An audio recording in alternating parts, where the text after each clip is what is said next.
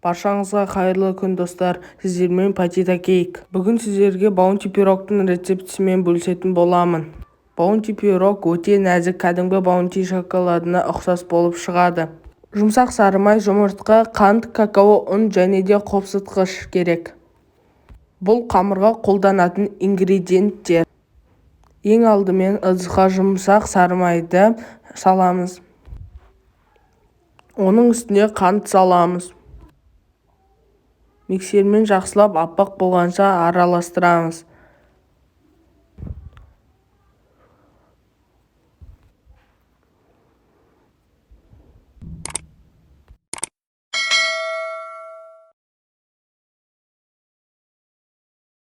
Оның үстіне жұмыртқа салып, тағы да жақсылап араластырамыз.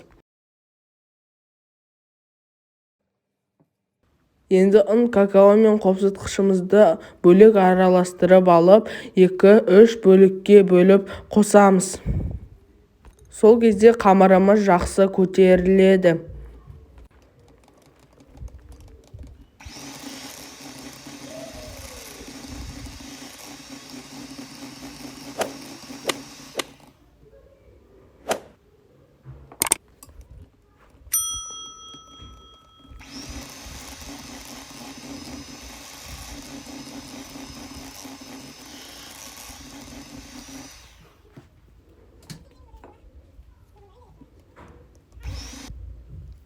Бізде қамыр осындай болып шығуы керек.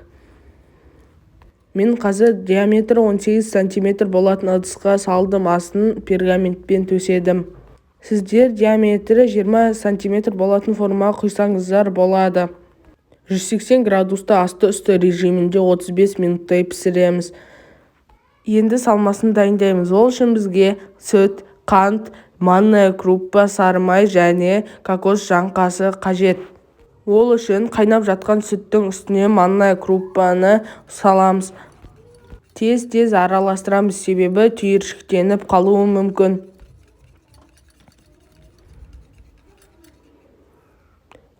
Оттан өшіреміз, бірден үстіне қант саламыз, барлығын жақсылап араластырамыз. Бізде сүт қазір кішкене ыстық болып тұр. Осы ыстық сүттің үстіне жұмсақ сары майымызды қосып, тағы да барлығын жақсылап араластырамыз. Енді ең соңында біз кокос жаңғасын саламыз. Ақырындап жайлап араластырамыз. Бізде бұл масса суыған сайын қоюлана түседі.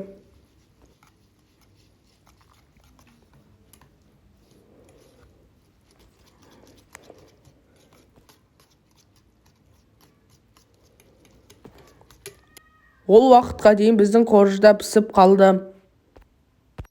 Толықтай суытамыз, сосын барып формадан пергаменттен аламыз. Бетінде кішкене көтеріліп шықты, асты түзу болу үшін бетіндегісін кесіп алып тастаймыз.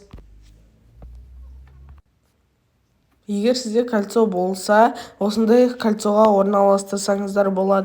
Жаңағы біздің қоюланған массамызды саламыз.